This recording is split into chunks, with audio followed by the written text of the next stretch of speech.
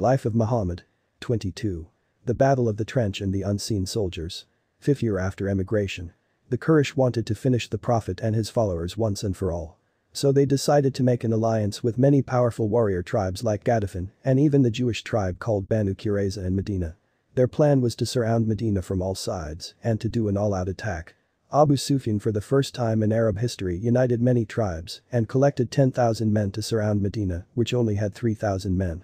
God's messenger was informed of these plans, so he asked his companions what they thought should be done. A man called Salman the Persian had become a believer and emigrated to Medina. He told the Prophet that in Persia, they make huge trenches to stop a big army from coming into a city. This technique had never been done by Arabs before, but the Prophet liked the idea and decided they would dig trenches to slow down the advance of this huge army. The believers began to dig the trench from one side, while the city would be defended by the two volcanic mountains from its sides and from a huge forest of trees from behind. When the two armies met, the Quraysh and Ghatafan were shocked.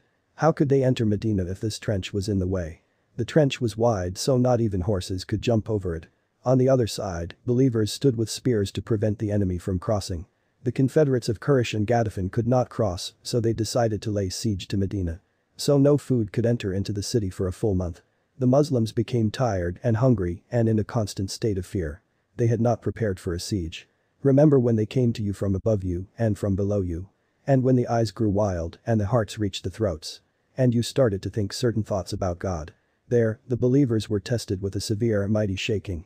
Quran 33:11. Then a man from called Nu'aym bin Masud from the Ghatafan tribe came to the Prophet in the darkness of the night and said, "Faith was thrown into my heart tonight, command me what to do." So the Prophet told him to return back to his tribe and to do anything you can do to protect us. Anything. Nu'aym asked the Prophet, anything? War is tricks and deception. Replied God's messenger. So Nu'aym went to his tribe and thought what he could do. He knew there were three main players in this battle against the Prophet. So he decided to make all the players lose trust in each other. Nu'aym first went to the Jewish tribe in Medina and said to them, "You know that the Quraysh and Ghatafan tribes can leave any time and you will remain in Medina. If you want them to remain on your side, you should ask them to give you some of their noble men as hostages. So they will not leave supporting you." The Jewish tribe was happy with his advice and they decided they would do this.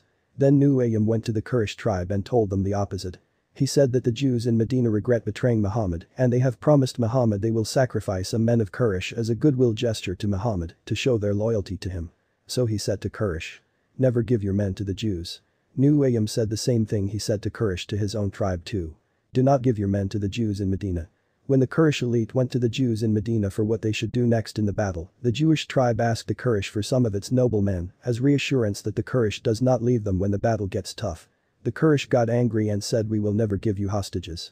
The Quraysh then asked the Jews why they were not fighting. The Jews said it was a Saturday, the Sabbath, so they could not fight. This made the Quraysh and Ghatafan extremely frustrated.